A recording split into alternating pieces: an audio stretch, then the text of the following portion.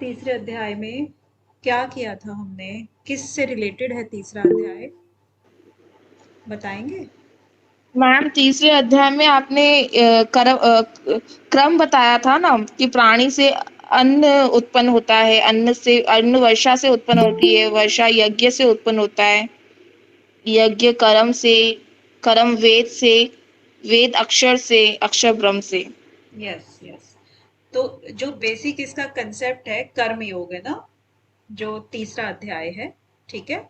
तीसरे अध्याय में अगर हम देखें, क्योंकि हम अगर रोज नहीं पढ़ रहे हैं तो हमें थोड़ा सा ध्यान तो रखना पड़ेगा। ठीक है। कर्म योग का अध्याय है तीसरा अध्याय। उसमें क्या है कि कर्म की शिक्षा देते हैं भगवान। किसको? अर्जुन को। पहले कहते हैं कि कर्म जो है वो आपको करना जरूरी है।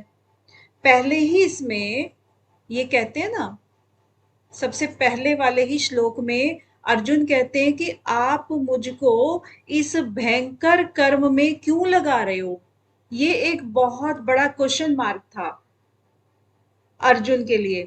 कहते हैं कि जब ये सब चीजें ऐसी ही हैं तो मुझे ये काम क्यों करवा रहे हो आप। तो ये क्वेश्चन का आंसर फिर आगे आगे वो देते हैं कि कर्म जो है वो सारे कितने जरूरी हैं। बिना कर्म किए तो कोई भी नहीं रह सकता है, ये शरीर का निर्वाह भी नहीं हो सकता है। तो इस तरीके से हमारे 8वें श्लोक तक भगवान यही बताते रहते हैं कि कर्म किए बिना कुछ भी संभव नहीं होता है। कर्म न करने से तेरी जीवन यात्रा भी सफल नहीं हो सकती है। ठीक है। तो अब कहते हैं कि कर्म फिर कैसे करने चाहिए। कर्म तो जो है ना बंधन करते हैं, बंधन होते हैं ना कर्म में।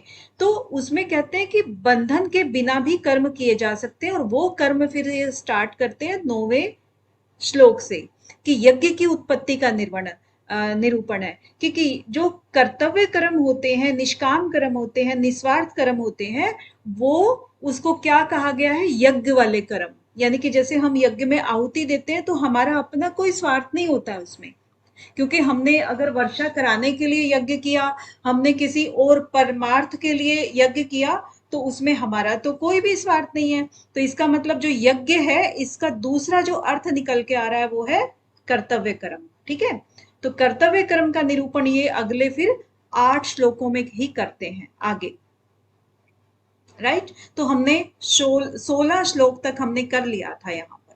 तो 16 में लास्ट में क्या कहते हैं? लास्ट वाले 16वें श्लोक में कि एवं प्रवर्तितम चक्रम च अनुवर्त्यति इह य अघायु इंद्रिया राम मोघम पार्थ स जीवति। यानी कि हे प्रथापुत्र, ये जो प्रथापुत्र कह रहे हैं ना पार्थ को, तो ये जो वेदों में स्थापित यज्ञ चक्र है, यानी कि नियति कर्म या नियत कर्म जो भी कहा हुआ है, उसका जो अनुसरण नहीं करता है वो क्या है? पाप में जीवन व्यतीत करता है। तो ऐसे लोगों को तो बेशक वो जिए या मरे, मतलब उनको तो चाहे शरीर भी छोड़ जाएंगे तो भी संसार को कोई फर्क नहीं पड़ेगा। तो वो सारे के सारे पाप वाला जीवन ही जी रहे हैं, जो केवल और केवल अपनी इंद्रियों की संतुष्टि के लिए ही कर्म करते रहते हैं। ठीक है। यहां तक वो उनको धिक्कार रहे हैं, एक तरह से उनकी ताड़ना कर रहे हैं। भगवान जो है ना उन लोगों की ताड़ना कर रहे हैं जो इस तरह के काम कर रहे हैं। आगे क्या कह रहे हैं? आज हम जो फ्रेश पढ़ेंगे कि जो संसार से संबंध विच्छेद करने के लिए जो कर्तव्य कर्म का पालन नहीं करता है, उस मनुष्य की पूर्व श्लोक में तो ताड़ना की है 16वें में तो, लेकिन जिसने अपने कर्तव्य कर्म का पालन करके संसार से संबंध विच्छेद कर लिया, उस महापुरुष की स्थिति का वर्णन भगवान आगे के 2 श्लोकों में करते हैं। ये वाला नहीं है, ये संजय उवाच नहीं है। तो क्या है आगे? नियत कर्म का निरूपण करते हैं कि भाई जो हमारे वेदों में नियत कर्म बोले गए हैं उनका निरूपण ये करते हैं। कौन पढ़ेगा? श्लोक को कौन पढ़ेगा? संजीत जी।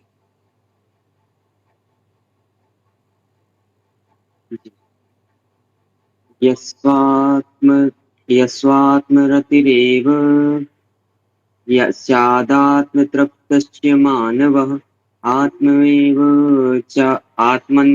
च सन्तुष्टश्च कार्यं न विद्यते। आपने 8-8 शब्दों को नहीं रखा है, प्रिंस भार्गव जी एक बार पढ़ के बताएं जरा।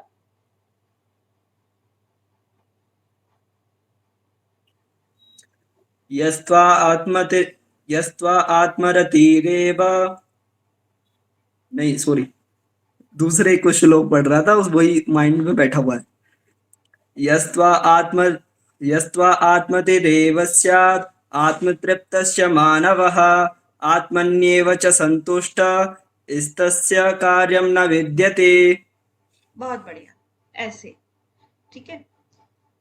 आगे जब भी हम डालेंगे तो यहाँ से यहाँ तक का कलर चेंज कर देंगे, ठीक है। 4th चैप्टर से जब हम डालेंगे तो इससे आप लोगों को आइडिया हो जाएगा कि कहाँ तक पढ़ना है और कहाँ तक छोड़ना है। ओके, तो यहाँ पर क्या कह रहे हैं कि जो यस्य आत्म यह तू आत्मरति एव स्याद आत्मतृप्त च मानव, यानी कि जो मनुष्य आत्मा में ही आनंद प्राप्त कर लेता है, अपने आप में ही रमण करने वाला, आत्मतृप्त जो होता है, जो मनुष्य आत्मरति, ठीक है, अपने आप में ही रमण करने वाला, और आत्मतृप्त मतलब जो अपने आप में ही तृप्त भी हो जाता है, तो वो क्या है, आत्मनि। आत्मनि मतलब जो अपने आप में ही एव च संतुष्ट है, और वो अपने आप में ही संतुष्ट हो जाता है, तो उसके लिए फिर क्या है, तस्य कार्यम न विद्यते, उसके लिए कोई भी कर्तव्य कार्य नहीं शेष रह जाता है।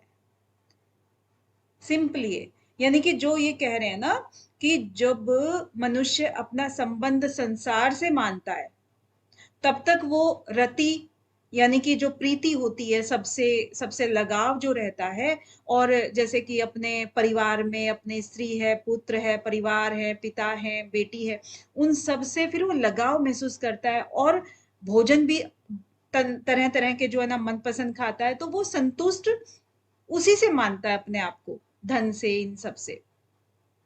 लेकिन ये चीजें कभी भी इच्छा की पूर्ति नहीं हो कर पाती हैं, निरंतर ये चलती रहती हैं, क्योंकि ये अपना परिवर्तनशील संसार है, नाशवान है, तो इसीलिए ये कभी भी तृप्ति का कारण नहीं होता है।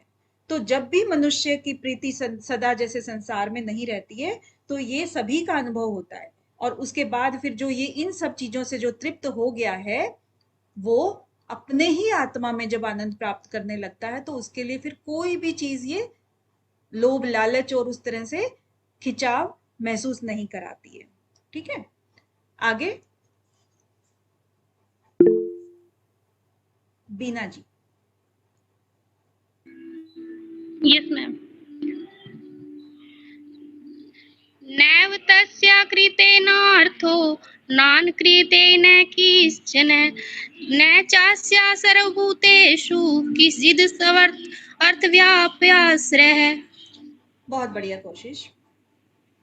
तो अभी क्या है ना कि जैसे बताया पहले कि कर्मयोगी जो है, यहाँ पर हेलो, आवाज आ रही है? जी मैम। जैसे यहाँ पर बताया ना कि कर्मयोगी जो है वो निस्वार्थ भाव से संसार की सेवा के लिए संपूर्ण कार्य करता है, वो कर्म करता है, ठीक है, जो पहले बताया इसमें पहले वाले, क्योंकि भगवान ने अभी 2 श्लोकों में इसको वर्णन किया है। तो पहले वाले में यही कहा ना कि जो आत्मा में ही रत है, तो उसी के लिए कह रहे हैं कि जैसे गंगा जल है, गंगा जल से गंगा का ही जब हम पूजन करते हैं, तो ऐसे ही संसार से मिले हुए जो शरीर हैं, इंद्रियां हैं, मन है और अहम है, उसकी संसार को ही सेवा में लगा देना चाहिए, संसार की सेवा में ही इन चीजों को लगा देना चाहिए। तो ये कह रहे हैं कि फिर क्या है कि जब उसकी प्रीति, तृप्ति और संतुष्टि जो है ना उसी रूप में आपकी हो जाती है। तो संसार में एक विधि होती है, एक निषेध कर्म होते हैं जो संसारिक होते हैं ना, जो वेदों में लिखे हुए हैं, और दोनों ही वास्तव में जो मोक्ष प्राप्ति के इच्छुक हैं उनके लिए दोनों ही निषेध वर्ग होते हैं वैसे, क्योंकि ये दोनों ही नहीं रहने वाले हैं, उसको पता है विवेक ज्ञान के द्वारा। इसीलिए संसार से संबंध विच्छेद होने पर कर्म योगी के लिए कोई भी कर्म या विधि निषेध नहीं रहता है। तस्य कार्यम न विद्यते, उसके लिए कोई भी कार्य जो है, ये लिखा ना, तस्य कार्य न विद्यते, कोई भी कार्य उसके लिए फिर शेष नहीं रह जाता है। अब यहाँ पर जो कह रहे हैं इसी को आगे बढ़ाते हुए कि जब उस कर्म योगी से न इह तस्य कृतेन अर्थः अकृतेन कश्चन, यानी कि जब उस कर्मयोगी से, जो कर्मयोगी ऊपर था, उस महापुरुष है, उस संसार में न तो कर्म करने से कोई प्रयोजन उसका रहता है, ठीक है, और न ही अकृतेन, कर्म न करने से, यानी कि न कर्म करने से और न कर्म न करने से कोई प्रयोजन उसका रहता है। न च अस्य सर्वभूतेषु कश्चित अर्थ व्याप्रश्य। तो यहाँ पर यही कह रहे हैं कि संपूर्ण प्राणियों में किसी भी प्राणी के साथ में इसका किंचित मात्र भी स्वार्थ संबंध नहीं होता है, ठीक है। उस महापुरुष के लिए संसार में न तो कोई कर्तव्य कर्म करने की आवश्यकता रहती है और न ही कर्म न करने का कोई कारण ही शेष रहता है। तो उससे समस्त प्राणियों में से किसी पर भी निर्भर रहने की आवश्यकता नहीं होती है। तो अब ये भगवान श्री कृष्ण ने अर्जुन को 2 श्लोकों में उत्तम प्रकार के प्राणी के ये 2 श्लोक बोले हैं उसके लिए। तो इन श्लोकों में वर्णित महापुरुष की स्थिति को प्राप्त करने के लिए साधक को क्या करना चाहिए? अब स्थिति इसने बता दी है भगवान ने। अब इसी स्थिति को प्राप्त करने के फिर आगे क्या कह रहे हैं, क्या करना चाहिए प्राप्त करने के लिए, इसको फिर आगे के श्लोक में अभी बताते हैं। तो इस श्लोक को कौन पढ़ेगा?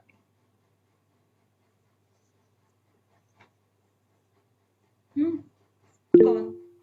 जूही जी।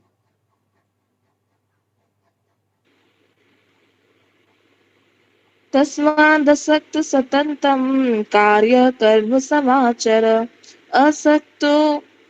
असक्त ही आचरन् कर्म परम आपनोति पुरुषः। हाँ, बहुत ही बढ़िया, बहुत ही सुंदर। अब तस्मात् असक्तः सततम कार्यम कर्म समाचर। तो पहले के 2 श्लोकों में जैसे भगवान ने उस स्थिति का वर्णन किया, अब आगे क्या कह रहे हैं कि इसीलिए तस्मात् असक्तः, तस्मात् मतलब इसीलिए तू आसक्ति रहित, सक्त मतलब जो आप किसी चीज के प्रति झुकाव महसूस करते हो, तो असक्त मतलब आसक्ति नहीं है, अब उस तरफ झुकाव नहीं है आपका। सततम, सततम मतलब निरंतर, सतत ये कार्य करना होता है, इसका अर्थ आप जानते हो ना, सततम कार्यम कर्म समाचर। तो ये जो आप निरंतर आसक्ति रहित होकर के कर्तव्य कर्म का भली भांति से तू आचरण कर, ठीक है। समाचर मतलब आचरण करना, भली भांति से, अच्छी तरह से आचरण कर इस कार्य को। तो असक्त ही आचरण, असक्त मतलब वही जो आपका ऊपर आया है, यानी कि आसक्ति रहित होकर के ही तू जब ये करेगा, आचरण करेगा, कर्म परम आपनोति पुरुष है, तब मनुष्य परमात्मा को प्राप्त हो जाएगा, परम गति को प्राप्त हो जाएगा, ठीक है। यानी कि जब तू कर्म फल में आसक्त हुए बिना मनुष्य को अपना कर्तव्य समझकर कर्म करते रहना चाहिए, क्योंकि अनासक्त भाव से निरंतर कर्तव्य कर्म करने से मनुष्य को एक दिन परमात्मा की प्राप्ति हो जाती है, ये कह रहे हैं। क्लियर है? क्योंकि बहुत ज्यादा विशेष नहीं है, इसलिए इनको थोड़ा जल्दी जल्दी खिसका रहे हैं, पर समझना जरूरी है। हाँ, 20वां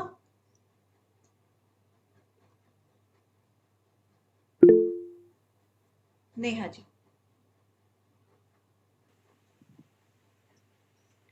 कर्मणा एव हि संसिद्धम् आस्थिता जन्काद्यः लोकसंग्रहम् एवपि संपश्यन् कर्तुम् अर्हसि।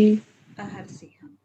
तो जो आसक्ति रहित हो करके कर्म करने, अर्थात अपने लिए कोई कर्म न करने से क्या परमात्मा को प्राप्त हो चुका है? इसका उत्तर भगवान आगे के श्लोक में देते हैं। यानी कि जो आसक्ति रहित होकर के कर्म करे और अपने लिए कोई कर्म ना करे, तो क्या परमात्मा की प्राप्ति हो जाती है? अब यहाँ पर इसी बात को, इसी डाउट को क्लियर करते हैं कि कर्मण्येव ही संसिद्धिम आस्थिता जनकादय लोक संग्रहम एव अपि संपश्यन कर्तुम अहर्षि। यानी कि जैसे राजा जनक की इसने कहा, जनकादि, जनक और आदि, यानी कि जनक और उसके जैसे और जो थे जनक आदि ऋषि, या जनक आदि महापुरुष उनके बारे में कह रहे हैं कि कर्मणादि है संसिद्धि, यानी कि जनक जैसे जो महापुरुष हैं वो भी कर्म यानी कि कर्म योग के द्वारा ही परम सिद्धि को प्राप्त हुए थे। कर्म योग के द्वारा ही परम स्थिति को आस्थिता उसमें स्थित हुए थे, प्राप्त हुए थे। लोक संग्रहम, अब लोक संग्रह को देखते हुए लोक संग्रह एव अपि संपश्यन, यानी कि लोक संग्रह को देखते हुए भी तू कर्तुम अहर्षि, निष्काम भाव से ही कर्म कर, और अहर्षि का मतलब तू उसी के योग्य है, अर्थात ये चीज तेरे को करनी ही चाहिए। ठीक है, ये करना उचित है।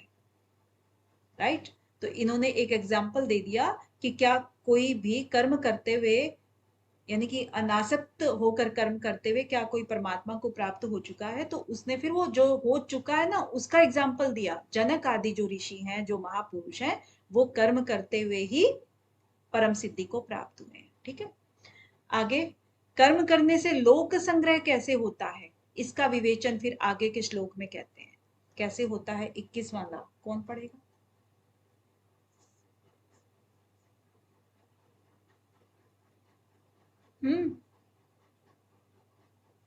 क्या हुआ भाई? प्रिंस जी।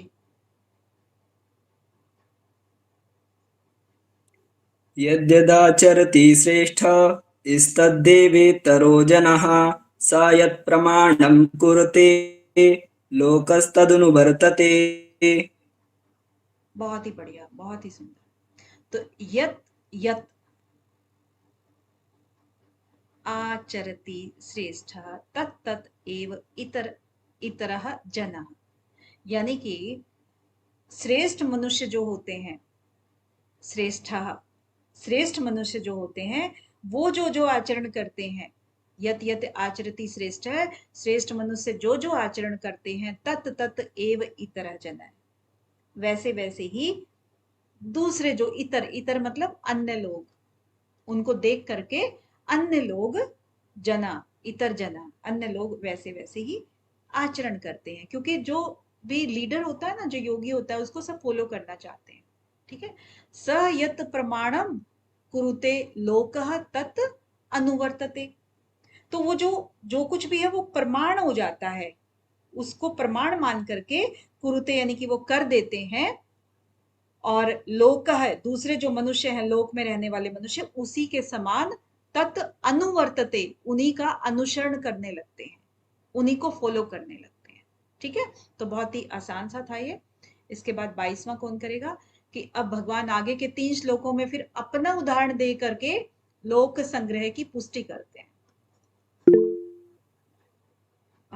दिनेश जी। न मे पार्थस्ति कर्तव्यं त्रिषु लोकेषु किंचन नानवाप्तं वाप्तव्यं वर्त एव च कर्मणि। अरे वाह, बहुत ही बढ़िया, बहुत बढ़िया दिनेश जी। तो अब क्या कह रहे हैं कि न मे पार्थ अस्ति कर्तव्यम त्रिषु लोकेषु किंचन, यानी कि हे पार्थ, मुझे तीनों लोकों में न तो कुछ कर्तव्य है और न ही कुछ प्राप्त करने योग्य चीज है, यानी कि न अनवाप्य और अवाप्यतम वर्ते एव च कर्मणि, यानी कि जो भी आपका जो यानी कि कर्तव्य है और जो प्राप्त करने योग्य जो वस्तु है वो अप्राप्त है, फिर भी कर्तव्य कर्म में ही मैं लगा रहता हूं। अब इनका भाव क्या हुआ इसमें, यानी कि ये कह रहे हैं कि भगवान किसी एक लोक में तो सीमित है नहीं, न में पार्थ अस्ति कर्तव्यम, यानी कि मेरे लिए तीनों लोकों में कोई भी कर्तव्य नहीं है। त्रिषु लोकेषु किंचना, यानी कि तीनों लोकों में कोई भी कर्तव्य नहीं है। न अनवाप्यतम, यानी कि कोई चीज ये भी नहीं है कि वो प्राप्त कर सकता है या प्राप्त करने योग्य उनके लिए कोई वस्तु है ना। अव्याप्यतम, ना कोई ऐसी है अप्राप्त कोई वस्तु है। ठीक है, वर्ते मतलब मैं जिसमें लगा हुआ हूं, एव च कर्मणि, और जैसा कि वो कर्तव्य कर्म में मैं लगा ही रहता हूं। ठीक है, ऐसा उसके लिए मतलब भगवान खुद के लिए कहते हैं कि मेरे लिए कोई भी चीज, कोई भी वस्तु ऐसी नहीं है कि मेरी पहुंच में नहीं है, फिर भी मैं कर्तव्य कर्म करता रहता हूं। ठीक है, ये चीज इनका कहने का तात्पर्य। तो भगवान के लिए जाहिर सी बात है, त्रिलोक में कोई भी ऐसी चीज नहीं है, कोई कर्तव्य उनका शेष नहीं है, कोई पाना शेष नहीं है। कुछ ना कुछ पाने के लिए सब मनुष्य कर्म करते रहते हैं, लेकिन भगवान अपने ही द्वारा, अपने ही एग्जाम्पल के द्वारा उनको समझाने की कोशिश कर रहे हैं। ठीक है, आगे।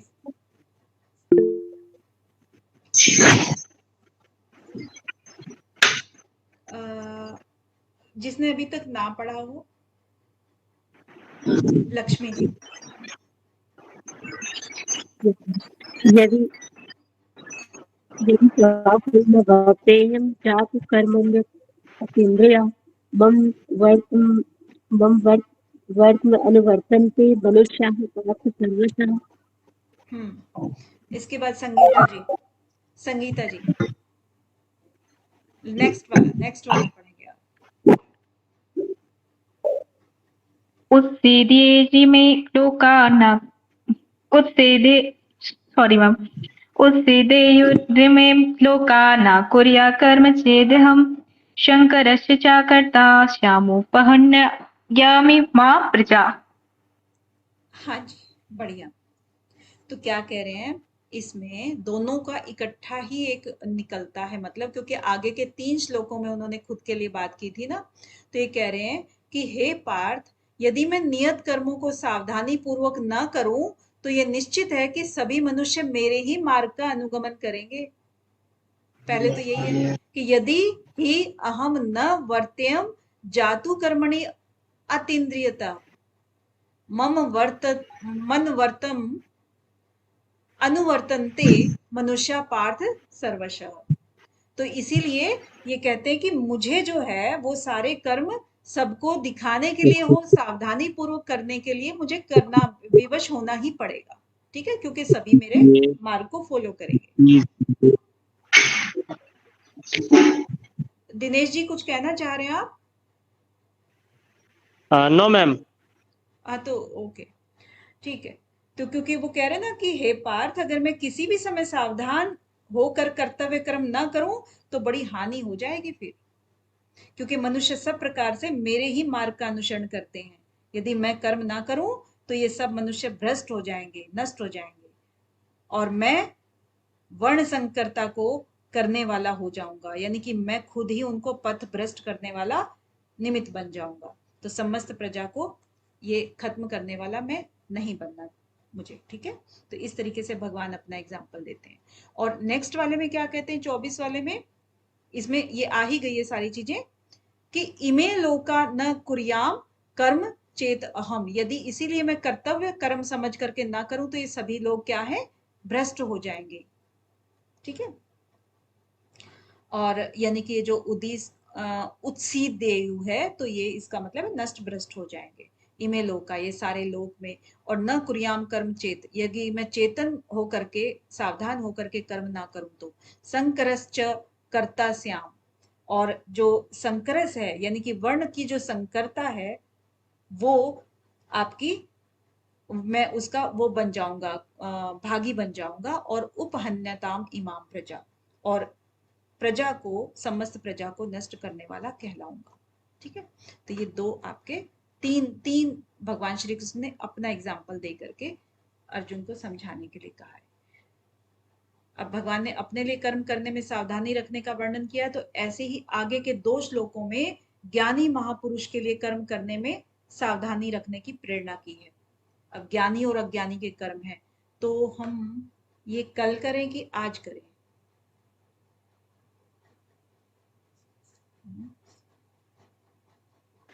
मैम कंटिन्यू कीजिए ना।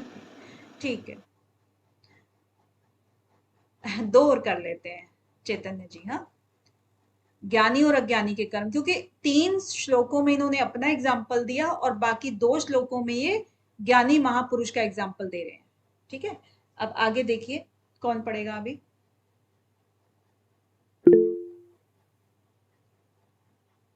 जूही जी।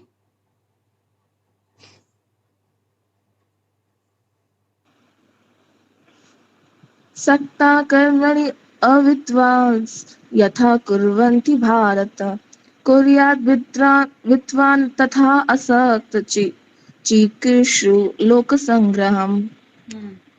लोक संग्रहम। गुड।